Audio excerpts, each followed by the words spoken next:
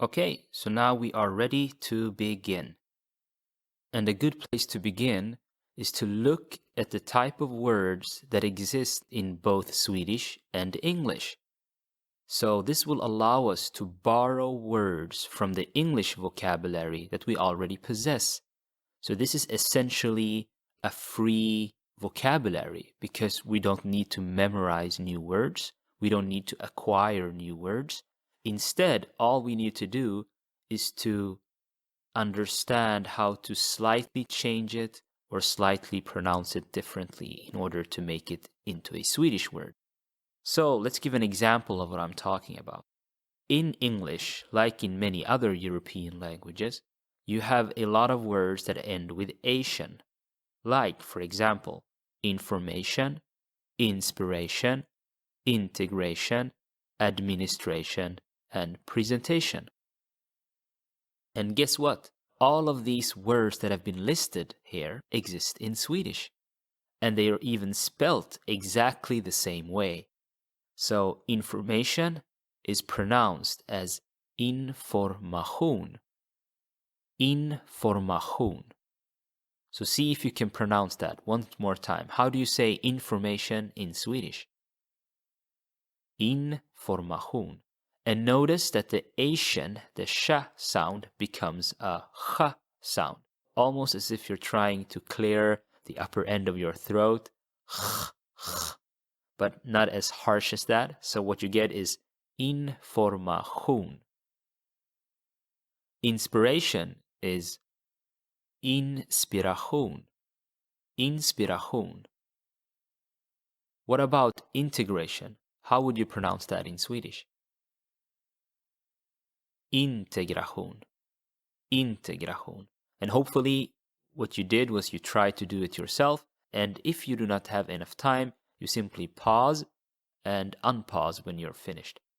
So administration, how would you say that? Administration. Administration.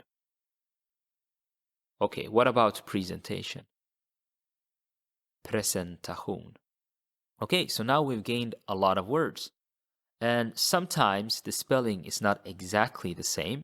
It could differ. So for instance, decoration would be dekoration, dokumentation is documentation, but they are spelled slightly differently. Instead of a C, you have a K. So dokumentation is documentation.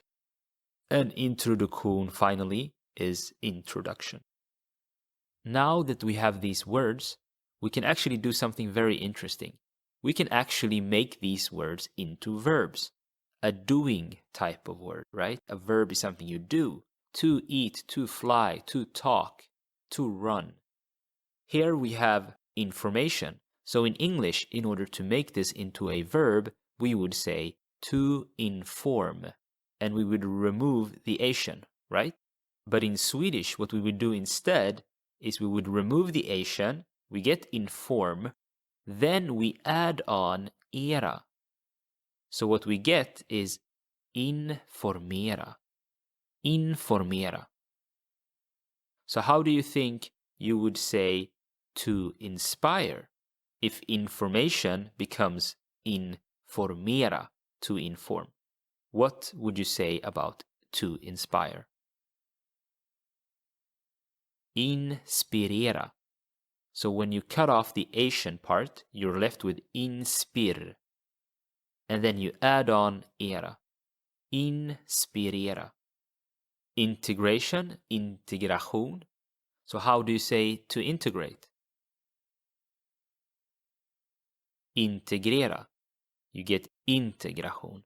Remove the ation and you get integrera. To administrate, administrera. And how do you say present? To present, presentera.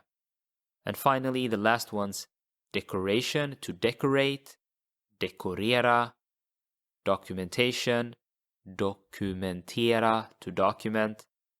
To introduce is introducera. So it's a bit different. Just like in English, you wouldn't say to introduct. No, instead you would say to introduce. It becomes a sort of an S sound. So it's the same here. Introducera, to introduce. Okay, so now that we have all of these to forms, the to form is very important because it's also the dictionary form. However, when we're using a word actively in a sentence, speaking about something that's happening right now, what we do is we use a different form of that verb. So for instance, in English, to inform is the to form. However, if I want to say he informs, I have to add on an S, right? So I change the verb. It's also called to conjugate, but that's not important. So we changed the verb. To inform became informs. He informs. In Swedish, in order to produce this form, we would use an R. So we would say informerar. So that would be like he informs. Han informerar. Informerar. So how would you say inspires? Inspirerar. What about integrates? Integrerar. And of course, the remaining ones are the same. Administrerar, presenterar, dekorerar, dokumenterar, and finally, how do you think you would say introduces?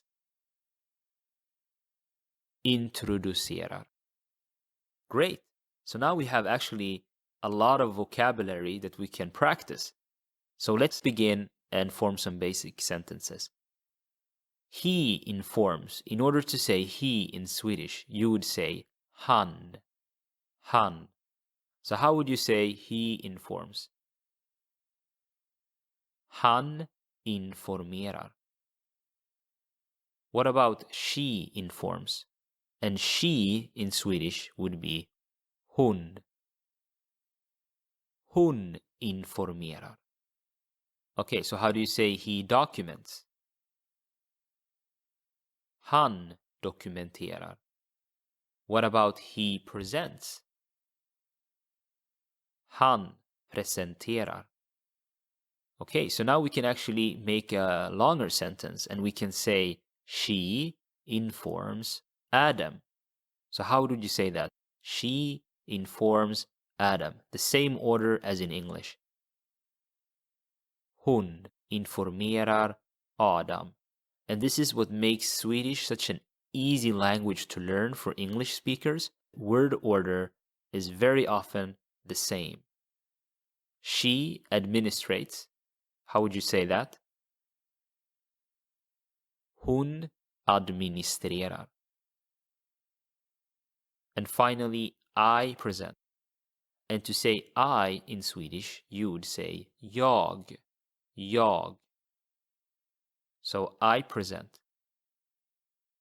Jag presenterar. And you should also note that when Swedish people speak, they tend to omit the last letter. So you would probably hear jag presenterar instead of jag presenterar.